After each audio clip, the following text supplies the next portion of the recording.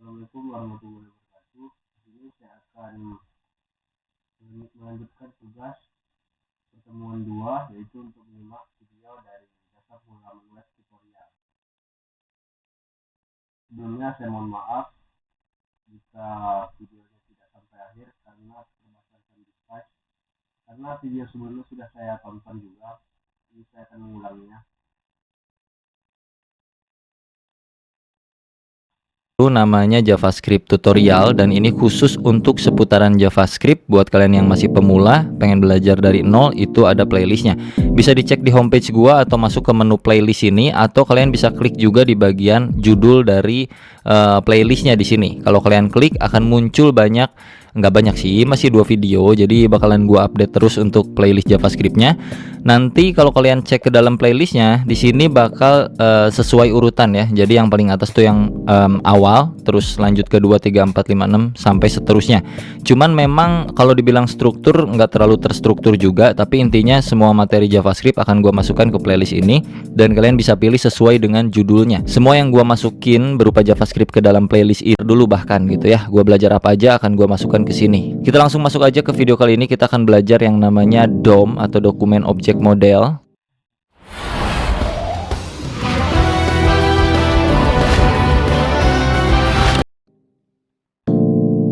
Jadi buat kalian yang belum tahu tentang DOM itu kurang lebih kayak standarisasi dari W3C atau World Wide Web Consortium. Susah banget ngobrolnya memang. Itu biar bisa ngakses atau ngupdate konten elemen yang ada di HTML, termasuk strukturnya bisa kita update juga, dan juga stylingnya bisa kita isi langsung dari JavaScript kurang lebih. Itu yang disebut dengan DOM, Dokumen Objek Model. Di tutorial kali ini gua akan coba sharing seputar beberapa poin, kurang lebih ada 5 poin. Yang pertama itu kita akan belajar yang namanya elemen manipulation. Ya, sesuai seperti judulnya aja bahwa kita akan bermain DOM, jadi udah pasti nggak jauh dari yang namanya elemen manipulation. Kita akan belajar menambahkan elemen dari JavaScript langsung ke HTML-nya, ataupun memanipulasi datanya juga bahkan, atau menghapus dan lain-lain kurang lebih. Terus yang kedua, gua akan coba sharing seputar data selector di dalam JavaScript yang sering kita pakai aja gitu ya. Dan yang ketiga, kita akan belajar yang namanya styling langsung di JavaScript. Lalu yang keempat, kita akan belajar yang namanya event, dan juga yang terakhir itu nomor 5 ada tugas kecil. Untuk persiapan seperti biasa sama aja, masih pakai struktur folder yang terakhir kita pakai belajar di beberapa video pemula JavaScript di playlist gua. Masih folder yang ini, belajar JavaScript dasar, dan di dalam folder tuh cuman ada index.html dan juga main.js ya. Buat kalian yang belum tahu isian foldernya kayak gimana, dan kalau lu belum punya, lu bisa ikutin playlist gua yang JavaScript itu dari video yang satu dulu, biar bisa foldernya sama kayak kita. Oke, kita mulai. Di sini gua akan buka VS Code-nya. Untuk buka VS Code mungkin kalian udah bisa ya harusnya, atau memasukkan project ke dalam VS Code itu kalian harusnya udah bisa, karena kalian harusnya udah nonton dulu video-video sebelumnya.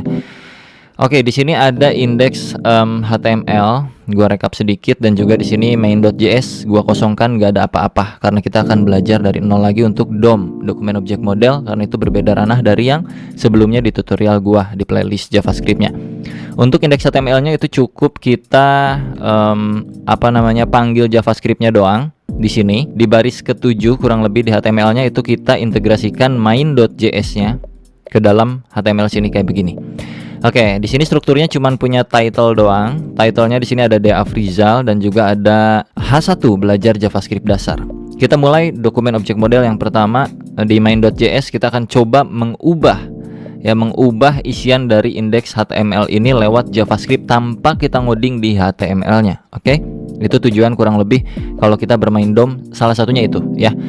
Kita open dulu untuk indeks HTML-nya. Gua klik 2 kali, muncul seperti ini, dan kita akan mulai coba perhatikan di bagian atas sini. Title itu masuk ke bagian D. Afrizal sini. Dan salah satu hal yang paling sederhana di dalam dokumen objek model adalah merubah bagian-bagian ini gitu ya.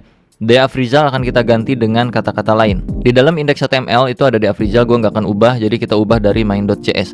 Gimana cara ngubahnya? Kalian tinggal ketik aja dokumen titik title, karena di sana kan namanya title, maka lu bisa masuk langsung ke sini dengan keyword awalnya tuh document, terus pakai titik title, karena ini objek jadi dia masuknya pakai titik gitu ya, untuk masuk ke dalam sesuatunya.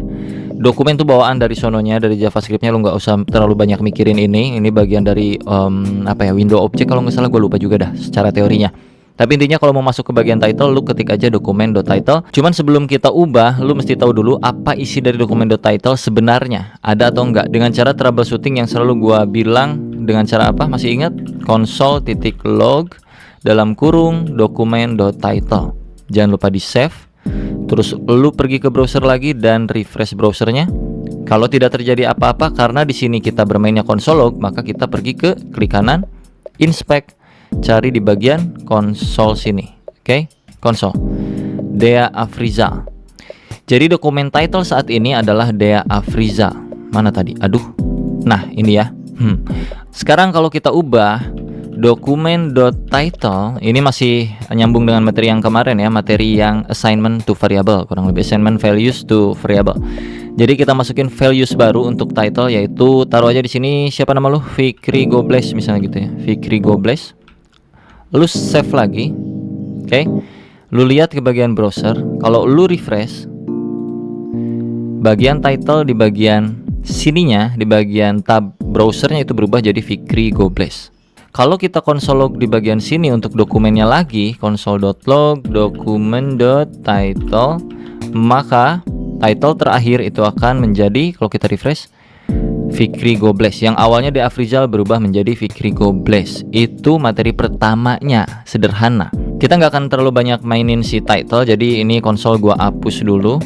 Ini gua hapus. Kalau kita mau ambil isian HTML-nya, ini H1 ini, itu berarti dia kan ada di dalam body, maka kita bisa panggil dia lewat dokumen.body.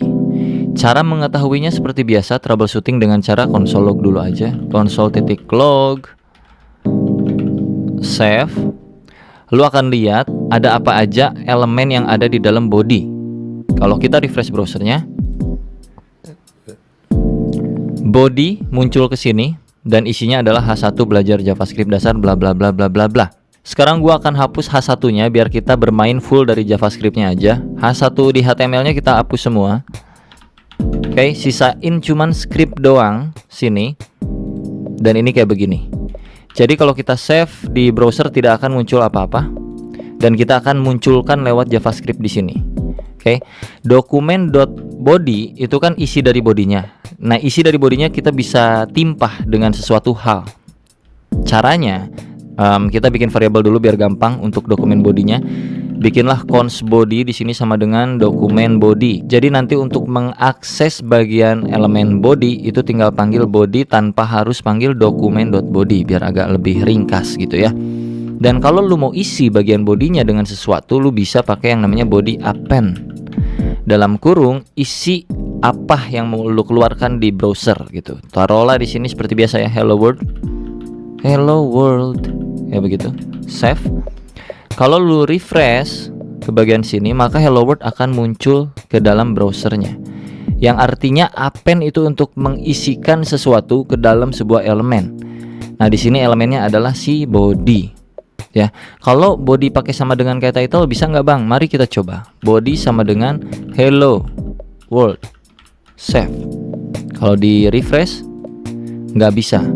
Assignment to a constant variable. Kalau ini gua ganti jadi let karena cons adalah konstanta, nggak bisa diganti nilainya, maka kalau gua refresh pun tetap gak muncul apa-apa ya, karena berbeda. Untuk title memang seperti ini. Kalau untuk bagian body ke dalam itu kita pakai yang namanya append. Jadi di sini gua cons aja dulu. Nah, kayak gini aja. Terus di sini tadi apa ya? Jadi gua lupa. .append, body.append, append atau append sih? Append aja ya ngomongnya. Hello world, maka dia akan muncul ke browser. Pada berhasil gak bro sampai sini? Harusnya berhasil ya. Oke, misalkan gua pengen bikin H1 lagi, ya kan tadi H1-nya hilang. Jadi di bawah sini kita coba create element ya dengan cara dokumen.create element. Ada tuh bawaan dari JavaScript-nya, dokumen.create-element. Apa yang mau kita bikin di dalam sini? Ini muncul langsung kalau di gua di Visual Studio Code gua. Misalkan kita mau munculin H1 kayak gini. Udah save aja kayak gitu. H1 dulu. Kalau lu save ini nggak akan tercipta apa-apa karena masih kosongan. Si dokumen elemen create-nya ini masih kosong, belum diisi nilai apapun. Jadi nggak ada apa-apa di sini. Oke, tuh, cuman kayak begini hello world, nggak ada H1, nggak ada apa-apa di bagian elemen sini. Di bagian konsol pun nggak ada apa-apa juga. Untuk mengisinya itu bukan pakai append. Kalau append itu untuk body ya kurang lebih. Nanti sebenarnya kalian bisa pakai append juga untuk mengcombine sesuatu. Tapi untuk mengisi ini kalian bisa masukin dulu ini ke dalam variabel biar lebih enak lagi. Taruhlah cons H1 title misalnya gini ya, atau title doang dah. Ntar lu pusing lagi sama yang atas. H1 dah gini doang ya. Cons H1 sama dengan create element H1. Oke. Terus kalau mau diisi itu lu tinggal ketik aja H1 titik. Ada 3 cara nih di sini nih. Lu bisa pakai yang namanya inner text, inner HTML, ataupun bahkan lu bisa pakai yang namanya text content. Kayak begini. Taruhlah kita Afrizal, jangan lupa subscribe deh Afrizal. Kita langsung masuk ke tutorial dasar-dasar bahasa pemrograman JavaScript buat kalian semua yang mau belajar JavaScript, karena JavaScript memang lagi banyak dicari di Indonesia pastinya. Dan sebelum lebih jauh, sorry banget kalau kalian bingung, jangan dulu pakai itu. Mau belajar HTML, CSS, dan JavaScript gratis selama 10 hari? Join RevoU Fundamental Course. Biarkan kalian mengetik manual. Ketik aja manual seperti ini adalah syarat supaya kita bisa ngoding JavaScript-nya di dalam sebuah file HTML. Yang mana file HTML itu adalah file untuk bisa kita buka di browser. Script-nya di tengah-tengahnya itu enter dulu aja. Di sini kita coba bikin yang namanya alert. Lalu pakai buka tutup seperti itu ya. Kalau udah pakai string, terus kalian string itu apa yang namanya quotes. Terus di tengahnya kalian coba ketik aja hello world, standar hello world. Lalu kalian save dengan cara Ctrl plus S. Kalau udah buka lagi browsernya, ini kita klik sampai muncul browser seperti ini. Terbuka browsernya dan muncul tulisan hello world di sini. Kalau udah berarti JavaScript-nya berfungsi. Oke, ini gua akan minimize. Sebenarnya JavaScript ini kan terintegrasi di dalam HTML ya. Bisa kita panggil dengan 2 cara untuk penggunaan JavaScript. Yang pertama adalah dengan cara JavaScript di dalam sebuah HTML-nya langsung, atau biasa kita sebut internal JavaScript. Atau yang kedua, kita pisahkan file script-nya di file lain selain HTML, atau yang kita sebut external JavaScript. Untuk memulai ini kita hapus aja, ini cuma permulaan doang. Jadi kita bikin dulu tag HTML seperti biasa. HTML, enter, lalu di dalam HTML selalu ada head. Oke. Lalu di sini selalu ada body. Nah, untuk scriptnya itu kita akan taruh di atas slash body ini. Ya, kita akan pakai internal JavaScript. Di dalam gua kasih alert. Untuk di bagian head itu mungkin kita taruh title aja supaya yang penting ada isinya. Title Dea Afrizal atau nama kalian. Kalian cuekin warna yang ada di tampilan gua, biarkan ini extension gua ngaco VS Code-nya ya. Pokoknya kalau warnanya beda biarin aja. Kalian coba save dan reload lagi browsernya. Refresh, tombolnya ada di sini. Muncul hey. Oke, berarti script JavaScript internal kita berfungsi. Karena gua nggak mau internal, gua pengennya eksternal. Jadi kita bikin satu file baru di dalam workspace kita sebelah kiri sini. Create aja di sini, ini new file bro ya, yang ini klik. Terus kalian bikin yang namanya contohnya apa ya? Main.js. Main itu artinya utama, bukan main bermain, bukan, tapi utama. Enter aja. Di dalam sinilah script yang akan kita eksekusi, yang akan kita panggil di dalam HTML. Jadi, script yang tadi di dalam HTML, ini bagian tabnya ya. Ini main.js, ini index HTML. Ini kita akan hapus. Kita tinggal panggil aja main.js-nya. Cara panggilnya script, tutup scriptnya. Kalian jangan main di tengah sini, tapi main di sebelah sini. Kalian spasi dulu. src. Nah, kayak begini. Pakai quotes. src itu artinya source-nya dari mana nih script nih? Source-nya adalah dari main.js. Jadi kita tinggal ketik aja di sini main.js. Kalau udah di save, supaya tampilan websitenya seenggaknya ada tulisan sesuatu. Jadi kita di sini tulis aja H1 belajar JavaScript dasar. Save. Jangan lupa buka tutup elemennya. Untuk JavaScript-nya seperti ini. Dan ini akan memanggil file main.js. Yang artinya JavaScript yang ada di dalam main.js akan terpanggil otomatis di HTML sini. Jadi kalau gua buka browser, pas gua refresh, dia udah muncul belajar JavaScript dasar, tapi belum ada alertnya. Alertnya nggak perlu kita ketik lagi di sini karena kita udah pakai eksternal JavaScript. Yang mana eksternal JavaScript-nya? Yaitu yang main.js. Ini. Di sini kita coba alert. Hey ho. Save. Oke. Kalau sudah, kita refresh lagi browsernya. Hey ho-nya udah masuk. Artinya eksternal JavaScript kita sudah berfungsi. Oke, sekarang kita akan belajar yang namanya alert, prompt, log, ataupun comment. Alert itu kurang lebih yang memunculkan ke bagian halaman browser. Seperti tadi kalau kita refresh, ini alert. Itu bawaan dari JavaScript-nya. Terus ada juga yang namanya prompt, ada juga yang namanya log. Dan codingan itu bisa juga di comment. Yang artinya tidak akan tereksekusi. Kita mulai dulu ya. Ini kalau kita nggak mau pakai, kalian bisa ketik Ctrl tekan plus slash yang ada di sebelah shift keyboard kanan kalian. Jadinya seperti itu. Atau kalau pusing, di sebelum alert sini kalian pencet aja slash. Jadinya seperti ini. Kalau kalian save, terus refresh lagi browsernya, alertnya tidak berfungsi. Yang mana artinya slash ini adalah sebuah blok komen supaya codingan kalian tidak akan tereksekusi. Tujuannya apa? Tujuannya untuk memberitahu kepada developer lainnya, kepada programmer lainnya kalau bagian codingan ini adalah codingan apa, misalnya kayak gitu kurang lebih. Dan juga bisa dengan cara seperti ini. /bintang. Misalnya di sini alert lagi lalala. Mau cuan dari trading? Bisa. Nih, pelajarin dulu dasarnya. Gimana candlestick-nya? Lalu di sini bintang-bintang slash. Yang artinya ini sama saja. Kalau kita refresh, tetap tidak berfungsi. Tapi kalau ini kita buka, dia akan muncul lalala ke sini. Nah, lalala. Oh iya, untuk yang bagian quotes itu bisa quotes-nya 1 ataupun quotes-nya 2. Kayak yang tadi. Kalau gua kayaknya pakainya 1 aja ya, lalala. Ini bisa 2 seperti ini ataupun bisa 1. Tapi sekarang kita pakainya 1 aja, nggak usah 2. Untuk alert kurang lebih seperti itu. Jadi semoga kalian paham penggunaan alert itu untuk console.log. Misalnya di sini, hey ho lagi, save.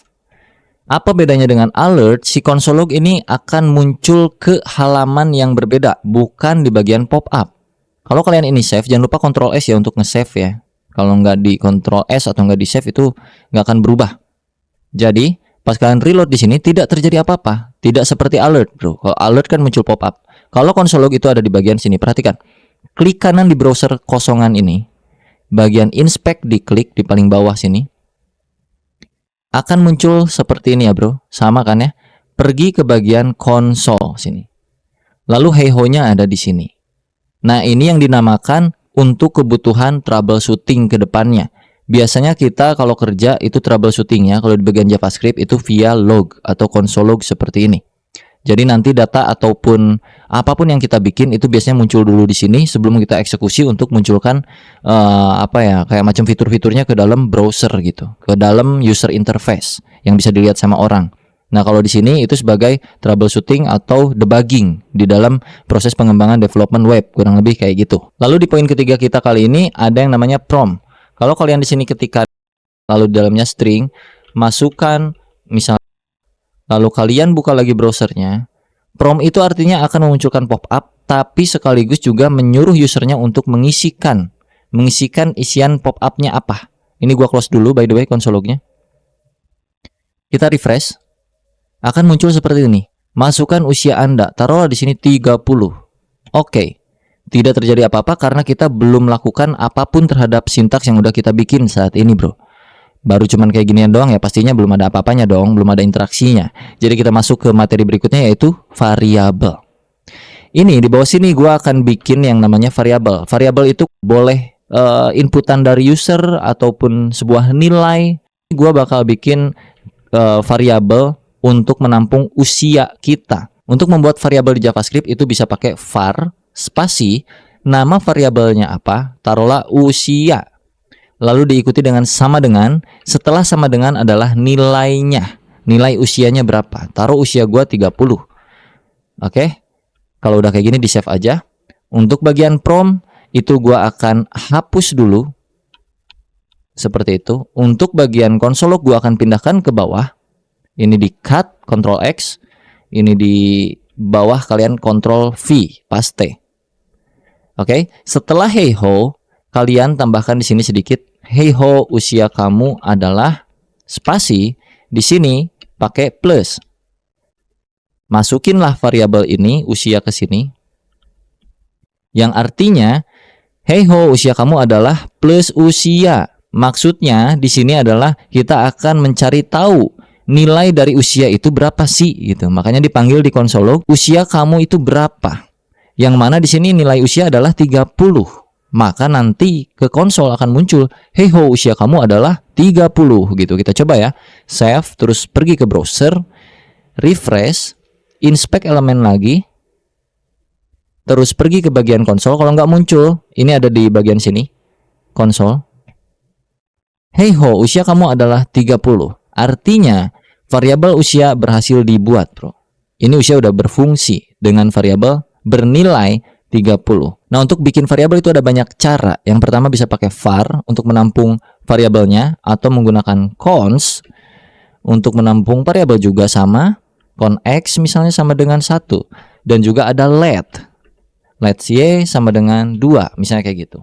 Perbedaannya adalah kalau cons itu nilai ini nggak bisa diubah-ubah sama sekali. Kalau let itu sama kayak var.